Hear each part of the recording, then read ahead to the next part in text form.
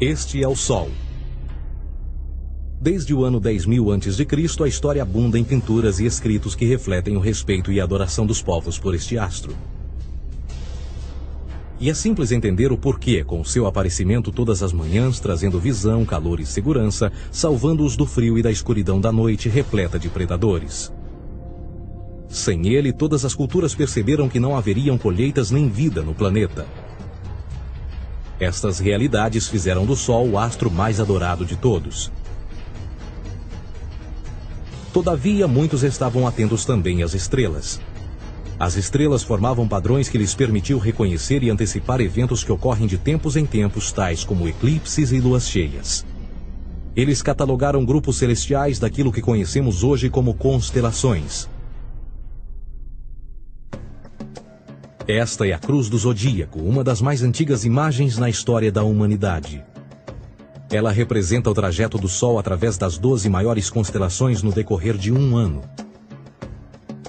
Ela também representa os 12 meses do ano, as 4 estações, solstícios e equinócios. O termo zodíaco está relacionado com o fato das constelações serem antropomorfismos ou personificações, como pessoas ou animais. Por outras palavras, as primeiras civilizações não só seguiam o Sol e as estrelas, como também as personificavam através de mitos que envolviam seus movimentos e relações. O Sol, com seu poder de dar vida e de salvar, também foram personificados como se representasse um criador ou um deus. Deus Sol, a luz do mundo, o salvador da humanidade.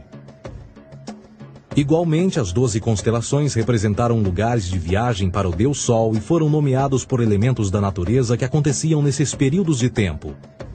Por exemplo, Aquários, o portador da água que traz as chuvas da primavera.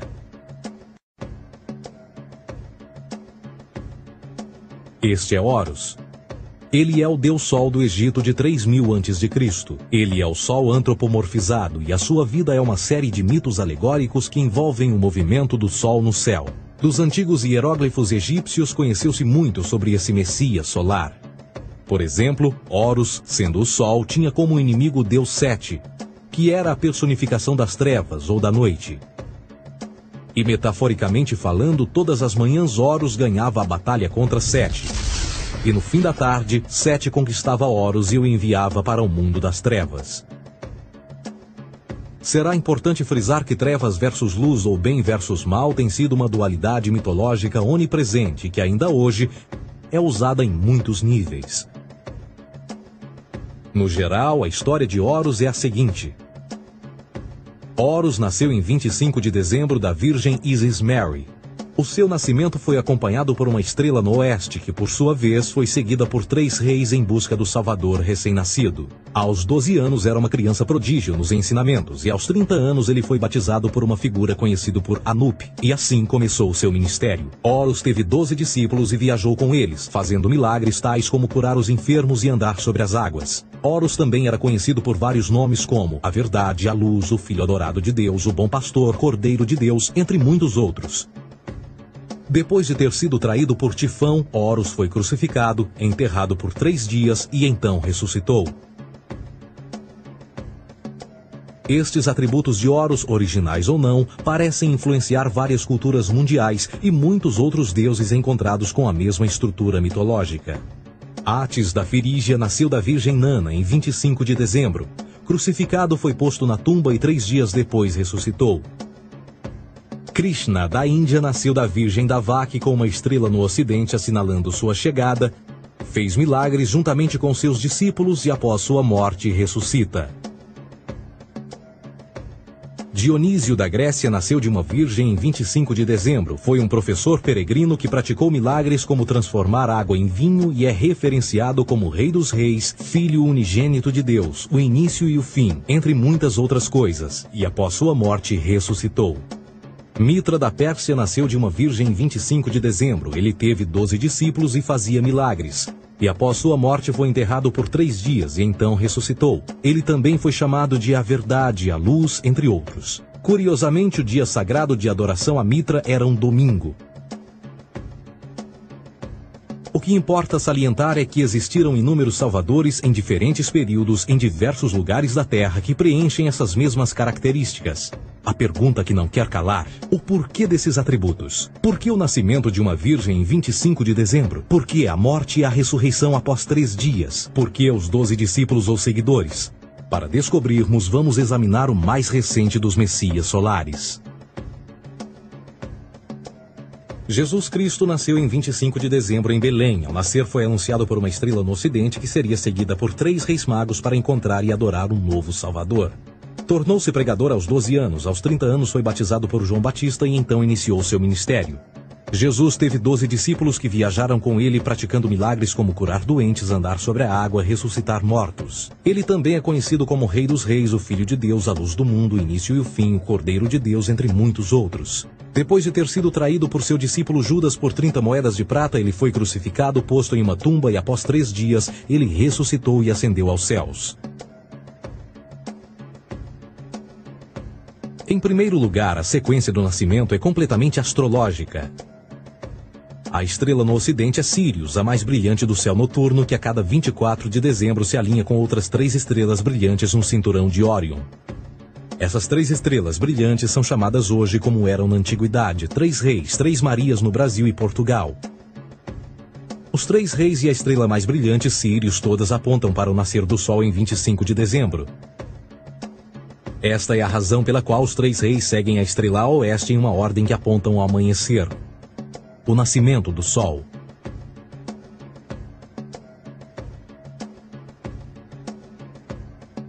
A Virgem Maria é a constelação de Virgo, também conhecida como Virgo, a Virgem. Virgo em latim significa virgem. Virgo também é conhecida como a casa do pão. E a representação de Virgo é uma virgem segurando um feixe de espigas de trigo. Esta casa do pão e o seu símbolo das espigas de trigo representa agosto e setembro, a época das colheitas. Por sua vez, Belém é a tradução ao pé da letra de a casa do pão. Belém também é a referência à constelação de Virgem, um lugar no céu, não na terra. Existe outro fenômeno muito interessante que ocorre em 25 de dezembro, é o solstício de inverno. Do solstício de verão ao solstício de inverno, os dias se tornam mais curtos e frios. Da perspectiva de quem está no hemisfério norte, o sol parece se mover para o sul, ficar menor e mais fraco. O encurtamento dos dias e o fim das colheitas conforme se aproxima o solstício de inverno, simbolizando o processo de morte. Era a morte do sol. Pelo 22º dia de dezembro, o falecimento estava completamente realizado e faz com que atinja seu ponto mais baixo no céu. Aqui algo curioso acontece. O Sol para de se mover por 3 dias. Durante estes 3 dias, o Sol fica pelas redondezas da constelação do Cruzeiro do Sul, ou Alfa Crucis. Depois desse período, em 25 de dezembro, o Sol se move 1 grau, dessa vez para o norte, trazendo perspectiva de dias maiores, mais calor e a primavera. E assim se diz: o Sol morreu na cruz, ficou morto por 3 dias, apenas para ressuscitar ou nascer mais uma vez. Esta é a razão pela qual Jesus e muitos outros deuses solares compartilham da ideia de crucificação, morte por 3 dias e o conceito da ressurreição. É o período de transição do Sol antes de mudar para a direção contrária no hemisfério norte, trazendo a primavera e assim a salvação. Todavia, eles não celebram a ressurreição do Sol até o equinócio da primavera, ou Páscoa. Isto é porque no equinócio da primavera o Sol domina oficialmente o mal, as trevas, assim como o período diurno se torna maior que o noturno. E o revitalizar da vida na primavera emerge. Agora, provavelmente, a analogia mais óbvia de todas neste simbolismo astrológico são os 12 discípulos de Jesus. Eles são simplesmente as 12 constelações do zodíaco com que Jesus, sendo o Sol, viaja. De fato, o número 12 está sempre presente ao longo da Bíblia.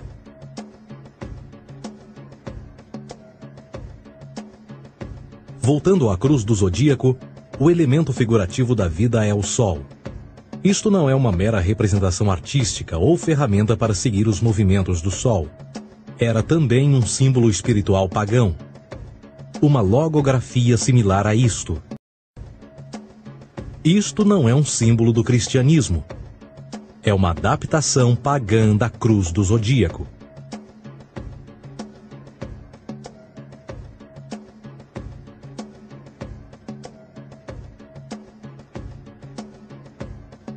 Esta é a razão pela qual Jesus, nas primeiras representações, era sempre mostrado com a sua cabeça na cruz. Jesus é o Sol, Filho de Deus, a luz do mundo. O Salvador a erguer-se, que renascerá, assim como o sol faz todas as manhãs. A glória de Deus que defende contra a força das trevas. Assim como renasce a cada manhã, e que pode ser visto através das nuvens, lá em cima nos céus, com a sua coroa de espinhos ou os raios de sol.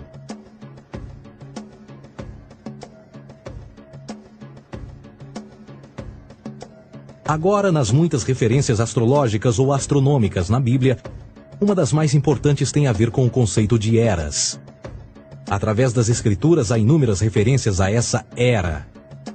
Para compreender isto, precisamos primeiro estar familiarizados com o fenômeno da precessão dos equinócios. Os antigos egípcios, assim como outras culturas antes deles, reconheceram que aproximadamente de 2150 em 2150 anos, o nascer do Sol durante o equinócio de primavera ocorria num diferente signo do zodíaco. Isto tem a ver com a lenta oscilação angular que a Terra tem quando roda sobre o seu eixo. É chamado de precessão porque as constelações vão para trás, em vez de permanecerem no seu ciclo anual normal. O tempo que demora cada precessão através dos 12 signos é de 25.765 anos. Este ciclo completo é chamado também de Grande Ano, e algumas civilizações ancestrais sabiam disso. Referiam-se a cada ciclo 2150 anos como Era. De 4.300 a.C. a 2150 a.C. foi a Era de Touro. De 2150 a.C. a 1 d.C. foi a Era de Áries. E de 1 d.C.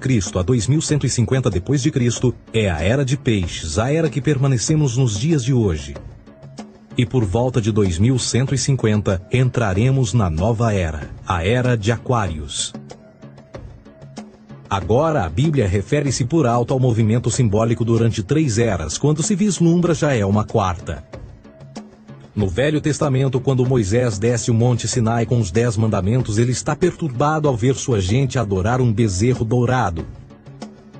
De fato, ele até partiu as pedras dos 10 mandamentos e disse a todos para se matarem uns aos outros para purgarem o mal. A maior parte dos estudiosos da Bíblia atribuem esta ira de Moisés ao fato de os israelitas estarem adorando a um falso ídolo, ou algo semelhante. A realidade é que o bezerro dourado é o Taurus, touro.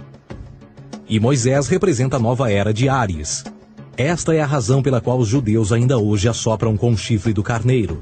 Moisés representa a nova era de Áries. E perante esta, todos têm de largar a velha. Outras divindades, tais como Mitra, marcam essa transição também. Um deus pré-cristão que mata o touro, na mesma linha simbólica. Agora Jesus é a figura portadora da era seguinte à de Áries, a era de Peixes. O simbolismo de peixes é abundante no Novo Testamento, assim como Jesus alimenta 5.000 pessoas com pão e 2 peixes. No início do seu ministério, enquanto caminhava ao longo da Galileia, conhece 2 pescadores que o seguem. Agora reflita se voltar a ver um adesivo em formato de peixe escrito Jesus na traseira dos carros. Poucos sabem o que aquilo no fundo representa. É um simbolismo astrológico pagão para o reinado do Sol durante a Era de Peixes. Jesus assumiu também que a data do seu nascimento é também a data do início desta era. Em Lucas 22:10, quando Jesus é questionado se a próxima passagem será depois de ele ir embora, Jesus responde: Eis que quando entrardes na cidade, encontrareis um homem levando um cântaro de água. Segui-o até a casa em que ele entrar. Esta escritura é de longe a mais reveladora de todas as referências astrológicas. O homem que leva um cântaro de água é Aquários, o portador de água, que é sempre representado com um homem despejando uma porção de água. Ele representa a era depois de Peixes, e quando o Sol, Filho de Deus, sair da era de Peixes, Jesus, entrará na casa de Aquários, e Aquário é antes de Peixes na precessão dos equinócios. Tudo o que Jesus diz é que depois da era de Peixes chegará a era de Aquário.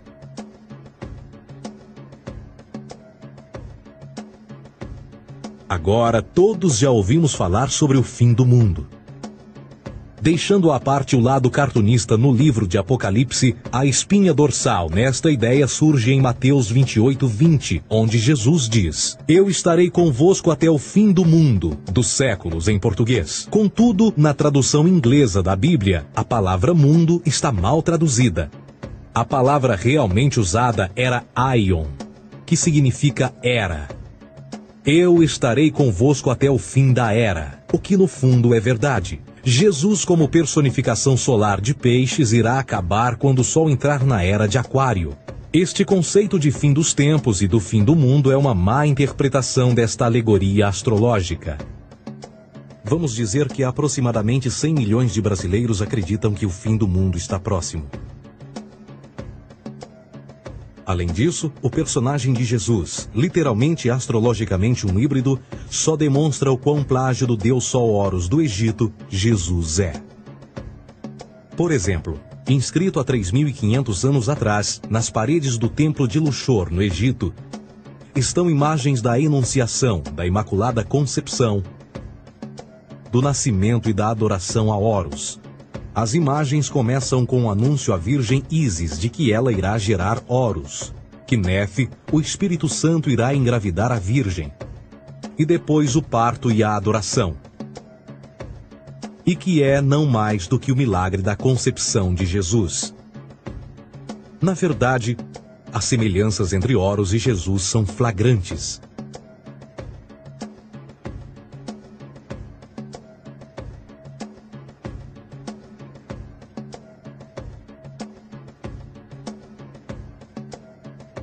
E o plágio continua. A história de Noé e da sua arca é tirada diretamente das tradições. O conceito de dilúvio é presente em todas as antigas civilizações, em mais de 200 diferentes citações em diferentes períodos e tempos. Contudo, não será preciso ir muito além da fonte pré-cristã para encontrar a epopeia de Gilgamesh, escrita em 2600 a.C. Esta história fala sobre grandes inundações ordenadas por Deus, uma arca com animais salvos e até mesmo o libertar e o retornar da pomba entram em concordância com a história bíblica, entre muitas outras semelhanças. E depois há a história plagiada de Moisés. Sobre o nascimento de Moisés, disse que ele foi colocado numa cesta de cana e lançado ao rio para evitar um infanticídio. Ele foi mais tarde salvo pela filha de um rei e criado por ela como um príncipe. Esta história do bebê numa cesta foi retirada do mito de Sargão de Acade por volta de 2250 a.C. Depois de nascer, Sargão foi posto numa cesta de rede para evitar um infanticídio e lançado ao rio. Foi depois salvo e criado por Aqui, uma esposa da realeza Acádia. Além disso, Moisés é conhecido como legislador, portador dos 10 mandamentos e da lei mosaica. Contudo, a ideia de a lei ser passada de um deus para um profeta numa montanha é também antiga. Moisés é somente um legislador numa longa linha de legisladores na história mitológica. Na Índia, Manou foi o grande legislador. Na ilha de Creta, Minos ascendeu ao monte Ida, onde Zeus lhe deu as leis sagradas. Enquanto que no Egito, Moisés tinha nas suas pedras tudo o que Deus lhe disse. E no que diz respeito a estes 10 mandamentos, foram retiradas a papel químico do feitiço 125 do Livro dos Mortos do Antigo Egito. O que é que o Livro dos Mortos dizia? Eu nunca roubei, tornou-se tu nunca roubarás. Eu nunca matei, tornou-se nunca matarás. Eu nunca menti, tornou-se nunca levantarás falsos testemunhos, e por aí adiante. A religião egípcia é, no fundo, a base fundamental para a teologia judaico-cristã. Batismo, vida após a morte, julgamento final, imaculada concepção, ressurreição, crucificação, a arca da aliança, circuncisão, salvadores, comunhão sagrada, dilúvio, Páscoa, Natal, a passagem e muitas outras coisas e atributos são ideias egípcias, nascidas muito antes do cristianismo ou judaísmo. Justin Martyr, um dos primeiros historiadores e defensores cristãos, escreveu: quando nós, cristãos, dizemos que Jesus Cristo, nosso Mestre, foi produzido sem união sexual, morreu e ressuscitou e ascendeu aos céus, nós não propomos nada de muito diferente do que aqueles que propõem e acreditam tal como nós, nos filhos de Júpiter. Numa escrita diferente, Justin Martyr diz: ele nasceu de uma virgem. Aceite isto em comum com o que você acredita dos Perseus. É óbvio que Justin e outros cristãos cedo souberam como o cristianismo era semelhante a outras religiões pagãs. Contudo, Justin tinha uma solução. Para além de tudo o que sabemos, o diabo era em quem mandava. O diabo teve a ambição de chegar primeiro que o Cristo e criou essas características para o mundo pagão. Fundamentalist Christianity, fascinating. These people actually believe the world is 12,000 years old. Swear to God. I actually asked one of these guys, okay, dinosaur fossils. He says, dinosaur fossils? God put those here to test our faith.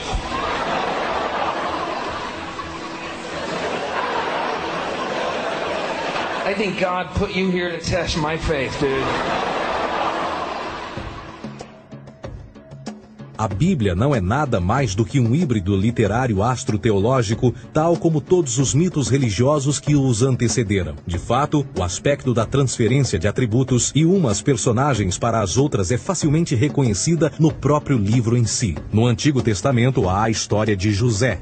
José era um protótipo de Jesus. José nasceu de um milagre, Jesus nasceu de um milagre. José tinha 12 irmãos, Jesus tinha 12 discípulos. José foi vendido por 20 pratas, Jesus foi vendido por 30 pratas. Irmão Judá sugere a venda de José. O discípulo Judas sugere a venda de Jesus. José começa os seus trabalhos aos 30, Jesus começa aos 30 também. Os paralelismos continuam. Além disso, haverá algum registro não bíblico da existência de mais alguém chamado Jesus, filho de Maria, que viajou com 12 seguidores e curou pessoas? Existiram muitos historiadores que viveram no Mediterrâneo durante esse mesmo período e até mesmo após a presumível morte de Jesus. Quantos desses historiadores fizeram relatos sobre a sua figura? Nenhum.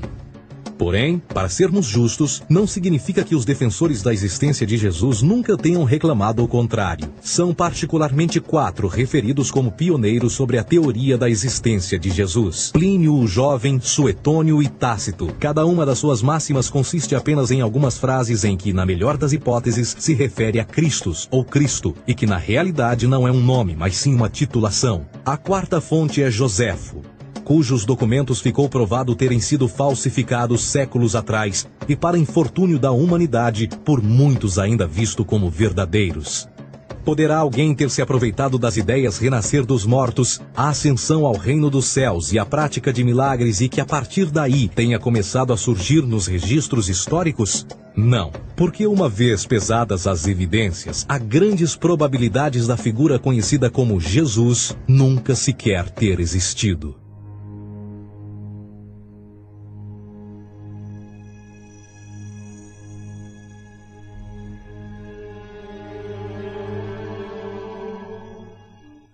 We don't want to be unkind, but we want to be factual. We don't want to cause hurt feelings, but we want to be academically correct in what we understand and know to be true. Christianity just is not based on truth. We find that Christianity was in fact nothing more than a Roman story, developed politically. A realidade consiste em que Jesus foi a divindade solar do setor gnosticista cristão e, tal como outros deuses pagãos, era uma figura mítica.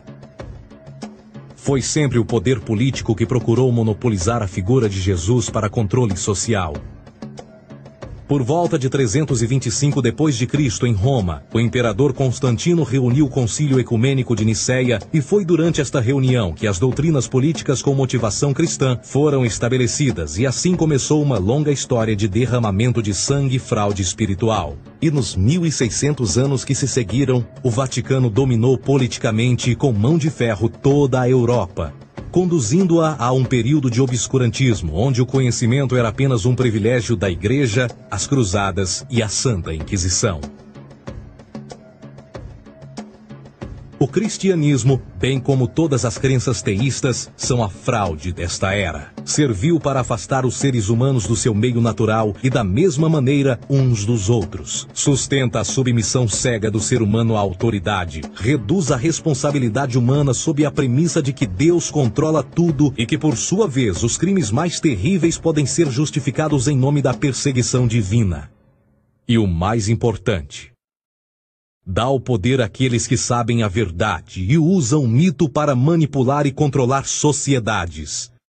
O mito religioso é o mais poderoso dispositivo já criado e serve como base psicológica para que outros mitos floresçam ou justifiquem.